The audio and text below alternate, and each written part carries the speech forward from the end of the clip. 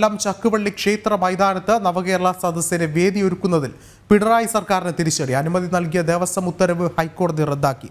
ക്ഷേത്ര പരിസരത്ത് നവകേരള സദസ്സ് നടത്താനാകില്ലെന്ന കോടതി നിർദ്ദേശം. ഭക്തർ നൽകിയ ഹർജികൾ അനുവദിച്ചാണ് കോടതിയുടെ ഇടപെടൽ. വിവരങ്ങളുമായി രേഷ്മ ബാബു ചേർന്നുണ്ട്. രേഷ്മ, വളരെയധികം കൃത്യമായൊരു നിരീക്ഷണം ഇപ്പോൾ കോടതിയുടെ ഭാഗത്തു നിന്നും ഉണ്ടായിരിക്കുന്നു. എങ്ങനെ നോക്കിക്കാണും?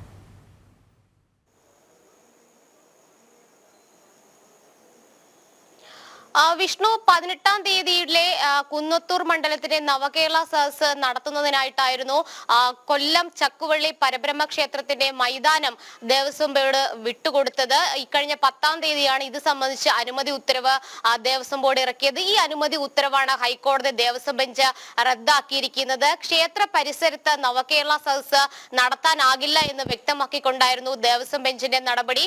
ഈ ദേവസ്വം ബെഞ്ചിന്റെ അനുമതി ഉത്തരവ് നിയമവിരുദ്ധമെന്ന് ചൂണ്ടിക്കാട്ടി ഹിന്ദു ഐക്യവേദി ഭാരവാഹികളും ഭക്തരും നൽകിയ ഹർജികൾ അനുവദിച്ചുകൊണ്ടാണ് ഹൈക്കോടതിയുടെ ഭാഗത്തു നിന്നും ഇടപെടലുണ്ടായത്. ഇന്ന് ഈ ഹർജികൾ പരിഗണിച്ച വേളയിൽ വിശദമായിട്ടുള്ള ഒരു വാദം തന്നെയാണ് കോടതി മുൻപാകെ നടന്നത്. സർക്കാർ വ്യക്തമാക്കിയത് ക്ഷേത്രത്തിലെ ആരാധനാക്രമങ്ങളെ യാതൊരു തരത്തിലും പരിപാടി ബാധിക്കില്ല. കോടതി നിർദ്ദേശിച്ചു കഴിഞ്ഞാൽ ഈ ക്ഷേത്രത്തിൽ നിന്നും നിശ്ചിത അകലം പാലിച്ചുകൊണ്ട് നവകേരള സദസ്സിന്റെ പരിപാടി മാറ്റി മറ്റൊരു വേദിയിലേക്ക്, അതായത് അവിടുത്തെ തന്നെ മറ്റൊരു വേദിയിലേക്ക് മാറ്റാമെന്നുള്ള ഒരു നിലപാട് സർക്കാർ ഇന്ന് ഹൈക്കോടതിയിൽ സ്വീകരിച്ചു. പക്ഷെ ആ നിലപാടൊന്നും ഹൈക്കോടതി മുഖവിലയ്ക്ക് എടുത്തില്ല. മാത്രവുമല്ല, ക്ഷേത്ര പരിസരം അല്ലെങ്കിൽ ക്ഷേത്രത്തിന്റെ വസ്തുവകളൊക്കെ തന്നെ മറ്റാവശ്യങ്ങൾക്ക് ഉപയോഗിക്കാൻ പാടില്ല എന്ന് ഹൈക്കോടതി തന്നെ മുൻകാല കേസുകളിലൊക്കെ വിധി പുറപ്പെടുവിച്ചിട്ടുണ്ട്. ഈ വിധികൾ ചൂണ്ടിക്കാട്ടിക്കൊണ്ടാണ് ഈ നവകേരള സദസ്സിന് വേണ്ടിയിട്ട് ചക്കുവള്ളി ക്ഷേത്ര മൈതാനം അത് വിട്ടുകൊടുത്ത ദേവസ്വം ബോർഡിന്റെ അനുമതി ഉത്തരവ് ഹൈക്കോടതി റദ്ദാക്കിയത്. നിലവിൽ ആ പ്രദേശത്ത്, അതായത് ഈ ക്ഷേത്ര മൈതാനത്ത് ഒരു സ്കൂള്, ദേവസ്വം ബോർഡിന്റെ വക ഒരു സ്കൂള് പ്രവർത്തിക്കുന്നുണ്ട്. ആ സ്കൂളിന് പ്രവർത്തനാനുമതി മാത്രമാണ് ഉള്ളത്.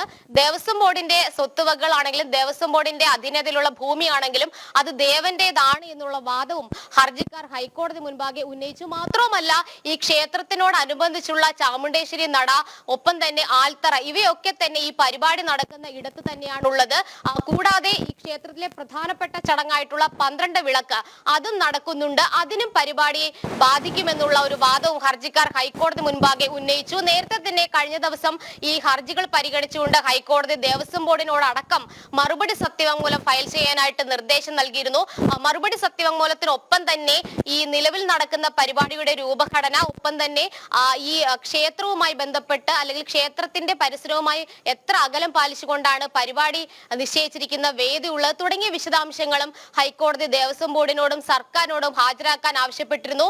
ഈ ദൃശ്യങ്ങളടക്കം പരിശോധിച്ചുകൊണ്ടാണ് ഈ പന്തൽ, അതായത് നവകേരള സദസ്സിന് വേണ്ടിയിട്ട് കെട്ടിയിരിക്കുന്ന പന്തൽ ക്ഷേത്രത്തിന് അടുത്ത് തന്നെയാണെന്ന് ഹൈക്കോടതി വിലയിരുത്തുകയും ഈ അനുമതി ഉത്തരവ് റദ്ദാക്കുകയും ചെയ്തിട്ടുള്ളത്. മാത്രവുമല്ല, ഈ 3.6 മീറ്റർ മാത്രമാണ് ഈ തിടപ്പള്ളിയിൽ നിന്നും ഈ നിലവിൽ കെട്ടിയിരിക്കുന്ന പന്തലിലേക്കുള്ളത്. അത്തരത്തിൽ ക്ഷേത്രത്തിന്റെ അനുബന്ധമായിട്ടുള്ള നിർമ്മിതികൾക്ക് അടുത്ത് തന്നെയാണ് ഈ ഒരു നവകേരള സദസ്സിന് വേണ്ടിയിട്ട് വേദിയും ആ പരിപാടിയും നിശ്ചയിച്ചിരുന്നത്. എന്തായാലും നിലവിൽ കോടതി നിർദ്ദേശിച്ചാൽ സ്ഥലം ഈ ക്ഷേത്രത്തിൽ നിന്ന് അകലം പാലിച്ചുകൊണ്ട് പരിപാടി മാറ്റാമെന്നുള്ളൊരു നിലപാട് സർക്കാർ സ്വീകരിച്ചെങ്കിലും കോടതി അത് അംഗീകരിച്ചില്ല.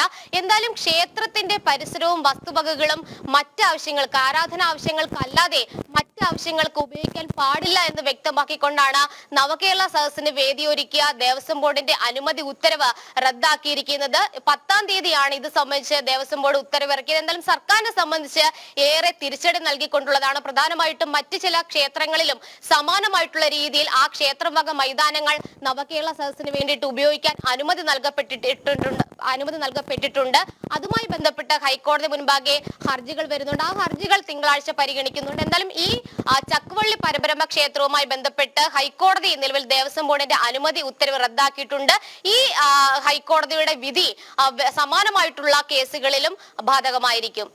വ്യക്തമാണ്. കൊല്ലം ചക്കുവള്ളി ക്ഷേത്ര പരിസരത്ത് നവകേരള സദസ്സ് നടത്തണമെന്നുള്ള സർക്കാരിന്റെ തീരുമാനത്തിനാണ് ഇപ്പോൾ തിരിച്ചടി ഉണ്ടായിരിക്കുന്നത്. രേഷ്മയാണ് വിശദമായ റിപ്പോർട്ടുകൾ പങ്കുവച്ചത്.